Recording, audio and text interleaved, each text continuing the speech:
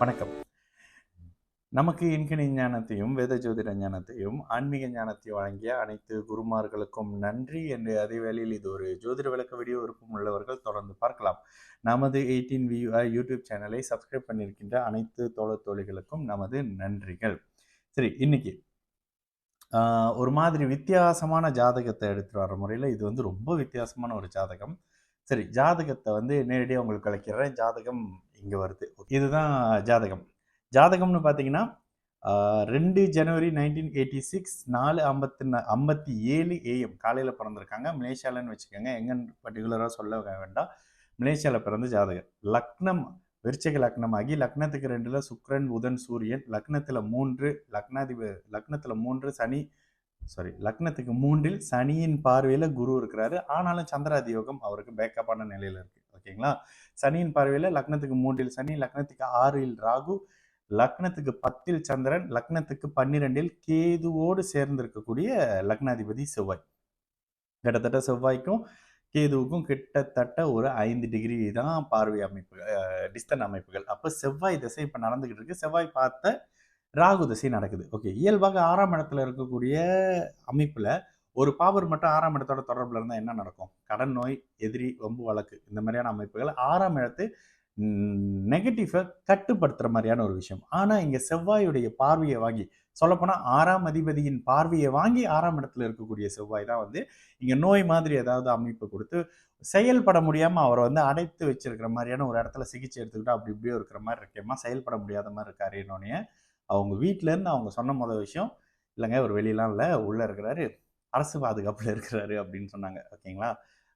லோக்கா மாதிரி சிறைச்சாலையில் இருக்கிறாரு. பதில் அப்படி ஒன்றும் பெருசாக தெரியல. இன்னும் உடனே இம்மிடியேட்டாக அவங்களோட ஜாதகத்தை வாங்கி பார்க்குறோம். அவங்க சிம்மராசி, இவர் சிம்மராசி. சிம்மராசி அப்படின்னு நான் சொல்லும் போதே உங்களுக்கு நம்மளோட அந்த மந்த்லி ராசி பலன்லேயே சிம்மராசிக்கு சில அமைப்புகள் சொல்கிறேன். நான் அதை அவங்ககிட்ட சொன்னேன். இன்னும் ராசி பலன் அவங்க பப்ளிஷ் பண்ணலமா, ஆனால் இதுக்கும் சேர்த்து பதில் அதில் சொல்லியிருக்கேன் அப்படின்னு சொன்னேன்.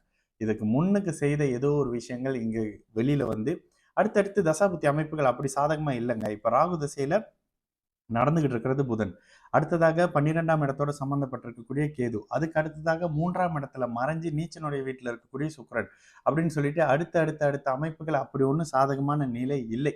ஓகேங்களா? அந்த 6-12ஆம் அமைப்பு முழுமையாக தொடர்பில் இருந்து அதே நேரத்தில் இவருக்கு உயிர் சம்பந்தப்பட்டமான பாதிப்பும் இல்லை. ஒரு மாதிரி காலகட்டத்தில இருந்து அதுலேருந்து பிற்பகுதியில் வெளியே வர்ற மாதிரியான ஒரு அமைப்பு தான். ஆனால் அது இப்போ இல்லை. ரொம்ப நாள் வருங்க, ரொம்ப நாள் வரும் அப்படின்னு சில அமைப்பு சொன்னேன்.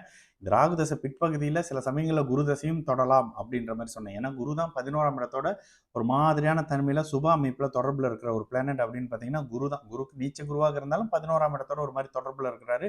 11ஆம் இடத்து தொடர்பு 6ஆம் இடம் கொடுத்த பிரச்சனையை நிவர்த்தி செய்யக்கூடிய அமைப்பு. அப்போ அவங்க சொன்னாங்க, இந்த மாதிரி விஷயம் கொஞ்சம் பெரிய விஷயம் தான், இப்போதைக்கு எங்களுக்குமே நம்பிக்கை இல்லை, பெருசா அப்படின்ற மாதிரி பதில் சொல்லியிருந்தாங்க. ஸோ இந்த விஷயத்தை ஏன் அங்கே கொண்டுட்டு வந்தோம்னா 6, 8, 12 ஓகே, இந்த இடத்துல காலபுருஷ தத்துவத்தினோட படி விருச்சகமே வந்து 8வது காலபுருஷ தத்துவத்தோட 8வது ஸ்தானம். அது ஒரு மாதிரி வில்லங்கமான இடங்க 8 அப்படின்னாலே. இந்த 8ல் வில்லங்கமான சனி போய் அமர்றாரு அப்படின்னும் பொழுது ராசி லக்னத்தோட சனியின் தொடர்பு வந்துடுது இந்த ஜாதகத்துக்கு. அப்போ அந்த நபரே என்ன ஒரு மாதிரியான நபர் தான்.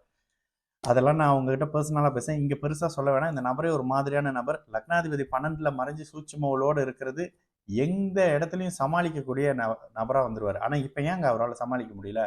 அஷ்டம சனி வந்துருச்சு. அஷ்டம சனி மொத்தத்தையும் வேர்ஸ் ஆக்குற ஒரு விஷயம்ல, இந்த இடத்துல அஷ்டம சனி அவரை வேர்ஸ் ஆக்கி ஒரு மாதிரியான பிரச்சனைகளை கொடுத்து ஒரு மாதிரியான ஒரு 7-8 வருஷம் அப்படின்னு போகிற மாதிரியான சில அமைப்புகள் வந்து இந்த அஷ்டம சனியும் முடிஞ்சு குருதசை ஆரம்பிக்கிற காலத்துல நல்ல அமைப்பு இருக்குமா, குரு தான் 11ஆம் இடத்தோட தொடர்புல இருக்காரு, அடுத்தடுத்து நல்ல அமைப்புகள் இருக்கும் அப்படின்ற மாதிரியான பதில் சொல்லி அனுப்புனேன். இதுல ஒய்ஃபும் சிம்மராசி, அவரோட குழந்தை பெண் குழந்தையும் சிம்மராசின்றது குறிப்பிடத்தக்கதுன்னு வச்சுக்கோங்க. இங்க ஏன் பெண் குழந்தை அப்படின்ற ஒரு விஷயம்னா, ராசிக்கு 5ஆம் இடத்துல 8ஆம் அதிபதியும் ராசிக்கு லக்னத்துக்கு 5ஆம் இடத்தோட இருக்கக்கூடிய குரு, லக்னத்துக்கு 5ஆம் அதிபதி இங்க நீச்சமாகி சனியின் பார்வையில் இருக்கிறதும் ஒரு அமைப்புங்க. இந்த அமைப்புகளில் அப்படி ஒரு சாதகமான நிலை இல்லை. பெண் குழந்தை அமைப்புன்றதோட இந்த ஜாதகத்தை பார்த்தோன்னே சில விஷயத்தை உறுதி பண்ணியாச்சு. அதுக்கு பிறகு வந்த பலன்களின் அடிப்படையில் வந்த விஷயம்தான். ஸோ இது இப்போ அடுத்த அப்பாயின்மெண்ட் இருக்கிற கேப்பில் அந்த ஒரு இடத்துல இந்த ஜாதகம் வந்தோடனே அட்மின் நானும் ஃபேஸ் பார்த்துக்கிட்டோம். இதுதான் அடுத்த ஜாதகமா அப்படின்ற மாதிரி அட்மினே என்னை பார்த்தாங்க. ஆமாம், இதுதாங்க இந்த அமைப்பில் இருக்கிற ஜாதகம்.